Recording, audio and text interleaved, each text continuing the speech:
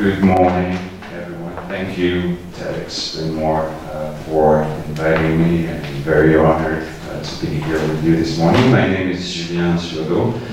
I am the coordinator of the non-intensive French language track at Bryn Mawr, and I teach French and Francophone studies classes. I'm going to tell you this morning about what I know about French stereotypes and how they are evolving over time. But first I'd like to start off with a little anecdote that's relevant, I think, to the topic of what I'm going to address this morning. The year is 1993, I think, and I'm doing an internship at a major French newspaper. So, as you can imagine, I'm mostly serving coffee and doing photocopies. But this one particular night, the guy who is responsible for making the captions under the photographs is sick. So I'm in charge, and there's 5 minutes left until the deadline for sending the articles to print. And I get a call from the Washington correspondent who said, I just sent you a cable with this picture of the dinner of the ambassadors with Bill Clinton. And I just need you to identify who is on the picture, and especially the French ambassador. And I said, great, how do I do that? Because I have no idea how this guy looks like. You have to remember, this is 1993, we don't have the internet, we don't have FaceTime, we don't have Skype, we don't have email, and it's just cable and the telephone. So I do my best, but I have no idea who this guy is. And so I called back the correspondent in Washington and said, I don't know, give me a hint, give me a clue. Well, don't you know that French people on the international stage are the only ones who are not smiling to the camera? I look at the picture and they're all smiling, sure enough. There's not a single guy who's not smiling. I take a big chance and I call the guy back second time, and there's 30 seconds left before the deadline. I said, I'm sorry, they're all smiling, you're gonna have to help me a little more.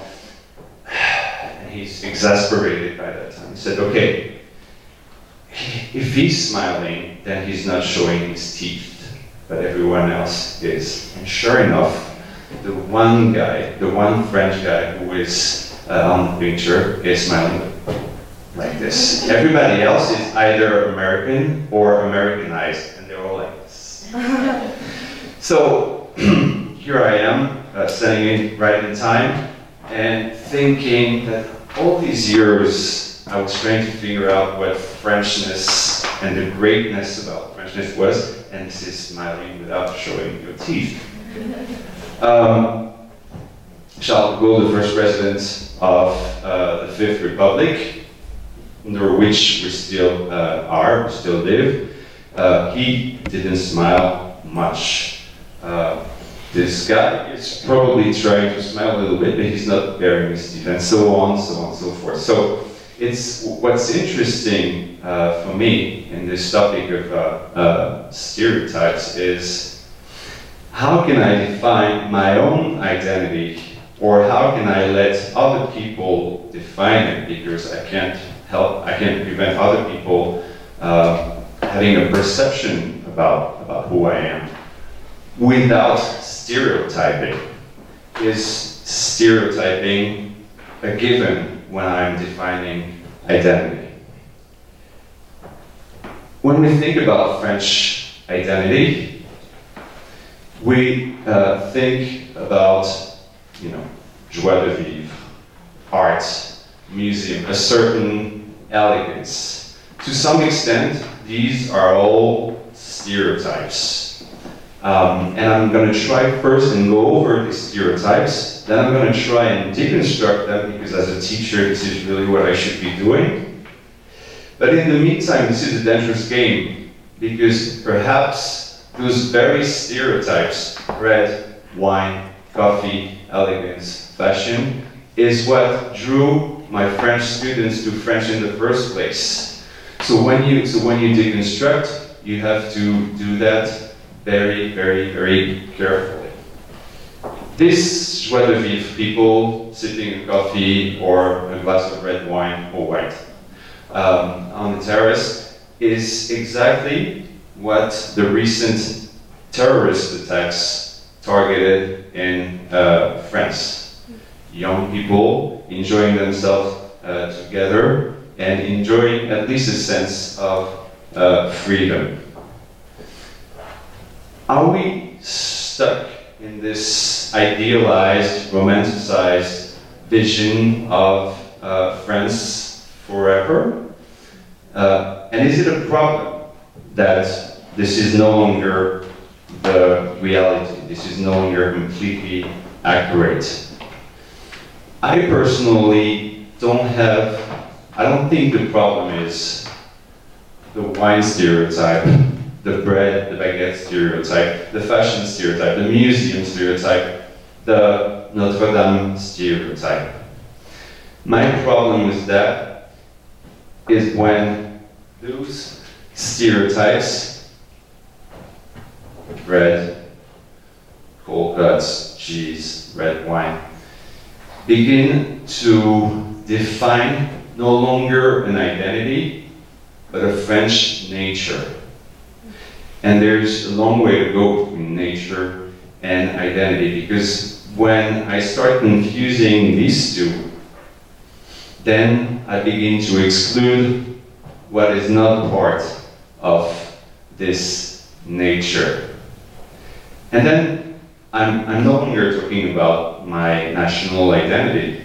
I'm really referring to a perceived, pre-existing French or national nature that would be predominantly white, Catholic, liquor intensive, and unsmiling. This is, by the way, this is not just any weekend. This is why I love doing this talk this morning. I am going to vote. This is the next thing I'm doing this afternoon. This is the program of the far-right candidate, Marine Le Pen, who is in very good standing to access the second round in 2 weeks. We'll see about this. How did we get here? How did we get here? Louis XIV, Louis XIV. The assumption, you know, he was known as the Sun King. Well, we're talking about evolution and revolution this morning. What is the sun? The sun is the center of the universe. France, in his time, was supposed to be the center of the universe, of the white universe, at least of Europe, and then it became an empire. That's the assumption. We, the French, even though we don't say we the people, unlike Americans, France is at the center of the universe. And it doesn't go away, this perception, with the ancient regime, with the monarchy. The republic, of which you are seeing probably the most famous representation, Marianne, the liberty as it's guiding the people, is continuing this idea that France should be the leader of the free world and an inspiration to the other nations. You see Marianne here, she's not topless anymore, as she's colonizing other countries in North Africa, and we didn't stop here. The assumption is that France has a message with its national values that needs to be adopted, endorsed by the colonized countries. And this takes us to today. This is from after the attacks in 2015, where basically the message is, you are welcome to come to France as descendants of the countries we colonized.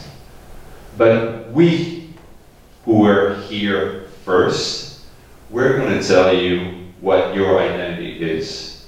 And your identities, with which you came from, you will kindly lift them with the customs officer. This assumption of an essence of French identity, again, this is really French nature, but people really are really convinced that this is an identity that is not designed to evolve. It's eternal. It pre-exists us. I think is an illusion that comes from the fact that we are evolving, but we are evolving ever so slowly.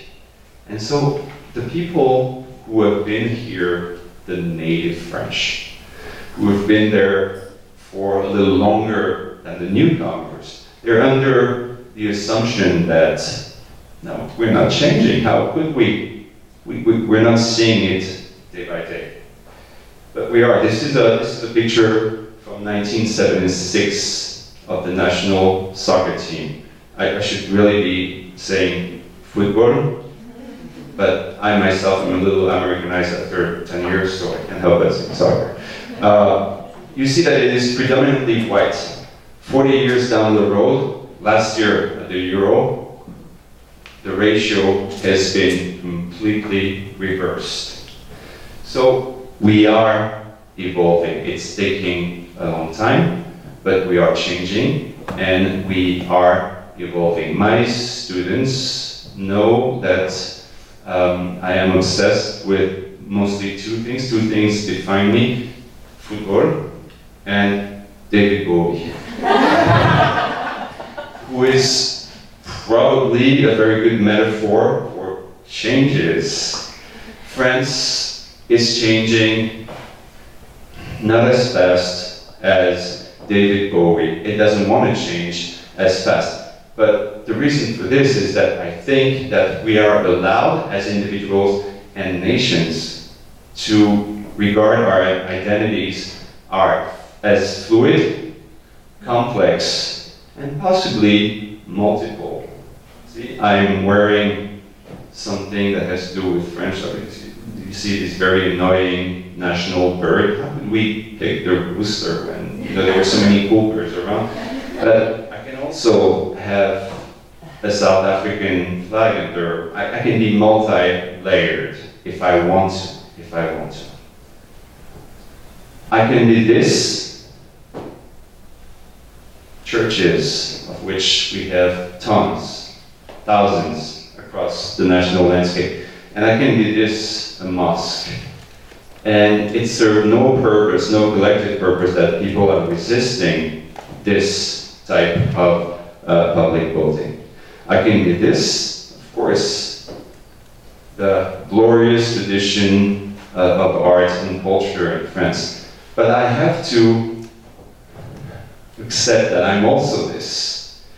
I may be living in Paris, and out front on the street, under the arches of the subway, are 3,000 immigrants who are just trying to survive and make their way into my country.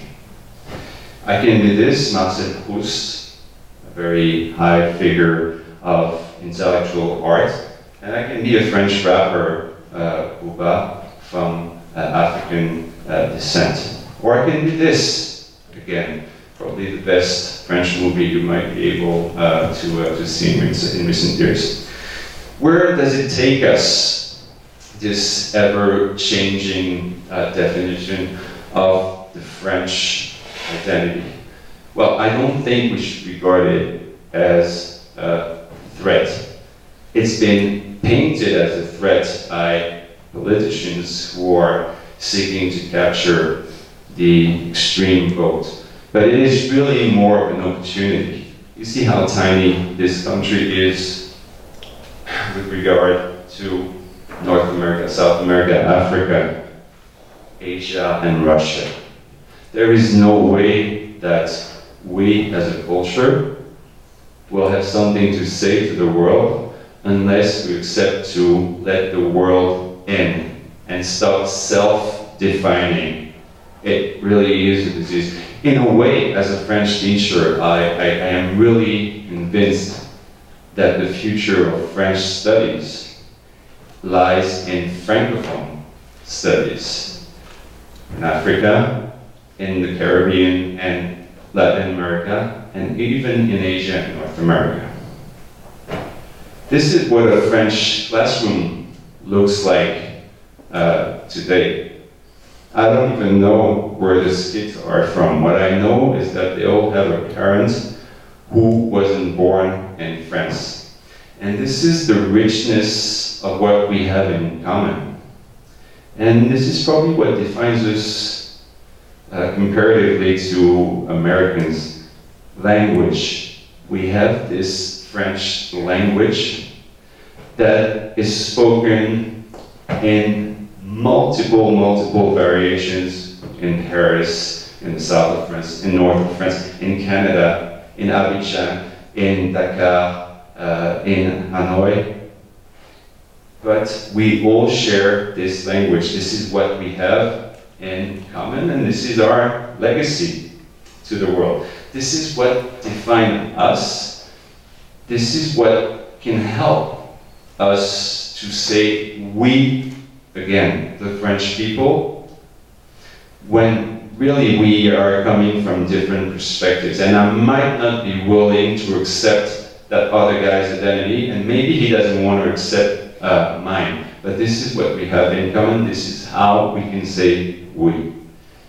This is what a diverse, not just multi-ethnic, but also multicultural France might look like. I'm going to end up with a few portraits of this new France.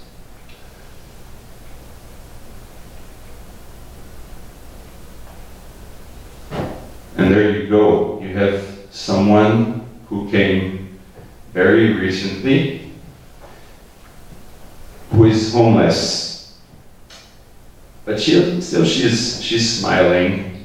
And you know what? Unlike the French ambassador, she knows how to show her teeth. And this might be a pretty good metaphor of the France for tomorrow. Thank you very much.